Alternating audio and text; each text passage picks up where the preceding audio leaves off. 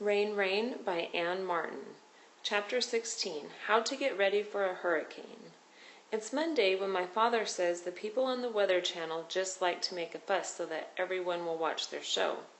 On Tuesday he frowns a little and says, why can't the Weather Channel people be more specific about the path of the storm?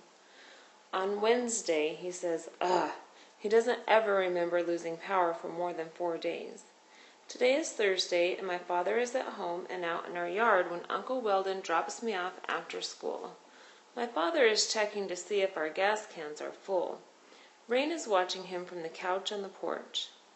Her head is resting on her front paws, but her eyes are alert. Bye, I say to my uncle, and because I like him, I lean back into the truck before I close the door and I look directly into his eyes. Thank you for the ride, I say clearly. Uncle Weldon smiles at me. You're welcome. I'll see you tomorrow. Finger crosses, heart touches. My uncle waves to my father through the windshield and turns the truck around. You're not at work, I say to my father. Nope, not at work. Very observant. This might be sarcasm, which is like mockery. Rain jumps off the porch to greet me, and my father says, I'm going into town to get supplies. Do you and Rain want to come with me? Supplies for the superstorm known as Hurricane Susan? Yes, do you want to come with me? He says again, and this is my reminder to answer his question. Yes, I do, I say. I sit beside my father in the cab of our truck. Rain rides in the back. We drive down Hud Road. As we pass the J&R garage, my father waves to Jerry, who's one of the owners. I don't know why my father isn't working today, but I don't ask him any questions. The bottom of Hud Road, my father turns left without using his directional. Hey, you didn't, I cry. But my father says, can it, Rose, without looking at me. We drive into Hadford, and my father angles the truck into a parking place near the hardware store. The inside of the store is very crowded. So many people are shopping today, and it's hard to walk down the aisles. I wring my hands. 2, 3, 5, 7, 11, 13, I chant. I look at the ceiling. Stop it, Rose, says my father. Rose, Rose, toad, toad, or.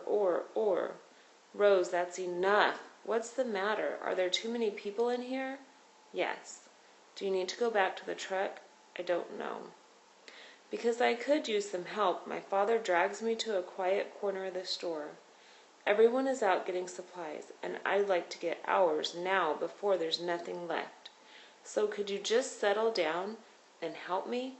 He's taken me by the shoulders and is holding them a little too tightly. Also, his face is very, very close to mine. Rose, can you give me a hand here, please? Please, please. Okay, I say. My father finds a cart, and I focus on what we need.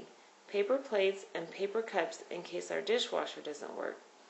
Paper towels in case our washing machine doesn't work. Water in case our water pump doesn't work.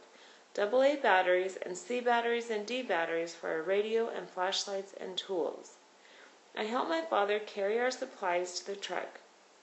Then we drive to the grocery store and buy cereal and bread and dog food and canned soup and other things that won't go bad if our refrigerator doesn't work. After the grocery store, we drive to the Exxon station to fill up the gas cans. That night, Sam Diamond calls my father at 6:21 p.m. and they decide to go to the Luck of the Irish. So Rain and I are left alone. I realize that I could listen to the Weather Channel without looking at it. With my back to the TV, I hear Rex Caprese say that Hurricane Susan is expected to make landfall in a couple of hours and then travel up the coast. Up the coast. We live inland. We live inland.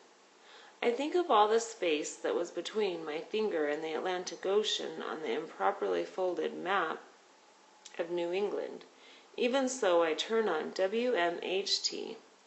The newscaster says that Hurricane Susan is an extremely large storm and will reach our area by the next night. Isn't it funny that right has 3 homonyms and night only has 1? I stand in front of the cupboards where my father put away our supplies. I begin to count. 16 rolls of paper towels, 24 rolls of toilet paper, 2 large packages of napkins, 4 packages of paper plates, 2 packages of paper cups. I look at our food. I wonder if we have enough supplies for a power outage that lasts 2 days, 4 days, a week. I wonder what will happen if a tree falls on our house.